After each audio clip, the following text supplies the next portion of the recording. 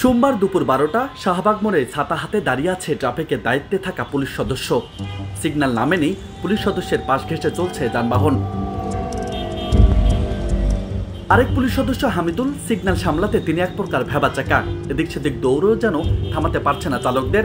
আর নিয়ন্ত্রণহীন যানবাহন চলাচলের এই দৃশ্য পরিবর্তন হয় না সকাল থেকে রাত 12টা পর্যন্ত। মহাসড়কে অটোরিকশার বেপরোয়া চলাচল অস্থির করে তুলেছে রাজধানীবাসীকে। অবৈধ রিকশার মহড়ার সমর্থনের ফলে নিয়ন্ত্রণ নেই অন্যান্য যানবাহনের, আইনের তোয়াক্কা নেই চালকদেরও। সিগন্যাল অমান্য যেন এখন অলিখিত নিয়ম। এতে বেড়েছে ঢাকার দুর্ঘটনা, অথচ 1 মাস আগেও ছিল না এমন দৃশ্য। তাহলে হঠাৎই কেন বদলে গেল দৃশ্যপট? সড়কের এমন নৈরাজ্যের পিছনে পুলিশের দায়িত্বকে প্রশ্নবিদ্ধ করছে খোদ আইন অমান্যকারীরা। সড়কে যানজটের সৃষ্টিকারী হিসেবে চিহ্নিত অটোরিকশা চালকদের দাবি, পুলিশের বাধা না থাকায় অবাধে চলছে তারা। একই দাবি অন্যদেরও।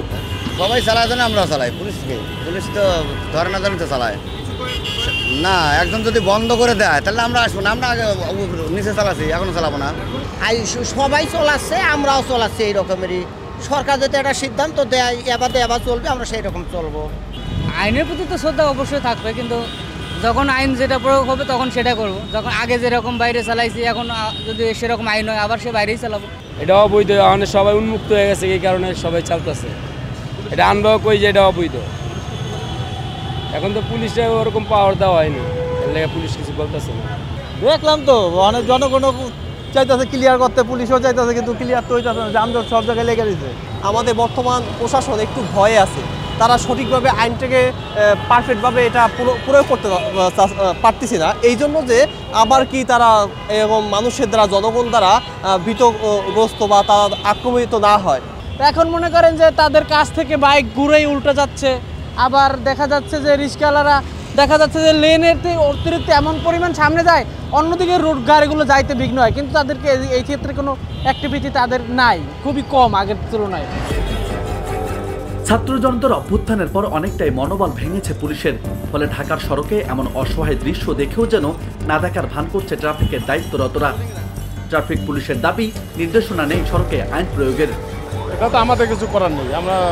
আমরা কি রেগুলার নিষিদ্ধ করছিলে আবার ছেড়ে দিয়ে গেছি। নীতিমালা তো পরিবর্তন হয়নি। এটা আমাদের অফিসার, আমাদের কিছু বলতে পারবো। মানে অফিসের থেকে আইন প্রয়োগ করতে বলা হয়নি আপনাদের? না, আমাদের বলা হয়নি। আইন প্রয়োগ করতে বলা হয়নি? না। এজন্য আইন প্রয়োগ করছেন না? না, তো আমরা অফিসার নির্দেশ ছাড়া কি আমরা কোনো কাজ করতে পারবো? গবেষকরা বলছেন ঢাকার সড়কের তুলনায় গাড়ির সংখ্যা বেশি। নিয়ম বহির্ভূতভাবে নানা অবৈধ গাড়ি তৈরি করছে অনেকেই। এছাড়া সড়কে অবৈধ যান চলাচল, আইনের প্রয়োগ না থাকায় সৃষ্টি হচ্ছে ভোগান্তির। ফলে গতি কমেছে অর্থনীতির, যার প্রভাব পড়ছে জাতীয় জিডিপিতে। বিশ্লেষকরা বলছেন পুলিশ একটি পেশাদারী প্রতিষ্ঠান। সড়কের নিয়ন্ত্রণ, আইন প্রয়োগের দায়িত্ব তাদের। আইন শৃঙ্খলা বাহিনী হিসেবে চেইন অফ কমান্ড অনুযায়ী আইন প্রয়োগের নির্দেশনা না থাকার কোনো সুযোগ নেই। সড়কের আসলে আমরা বলি যে মোবিলিটি দেওয়ার কথা, বিশেষ করে প্রধান সড়কে যেখানে 2 ঘন্টা 3 ঘন্টা আমার বিলম্ব হচ্ছে যাতায়াতের সময়ের বাইরে, ফলে এখানে অর্থনৈতিক বিপর্যস্ত একটা অবস্থাতে রয়েছে। ঢাকা শহর আমার পুরো জিডিপির প্রায় 33% কিন্তু কন্ট্রিবিউট করে।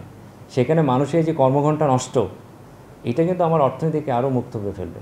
তো আমি যেভাবে দেখি যে পেশাদারী সংস্থা হিসেবে ট্রাফিক পুলিশের যে দায়িত্ব, যে আমাদের সড়ক পরিবহন আইনটার প্রয়োগ করা, এনফোর্স করা, সড়কে শৃঙ্খলা বজায় রাখা, সেই জায়গায় তাদের পেশাদারী ভূমিকায় কিন্তু পালন করতে হবে।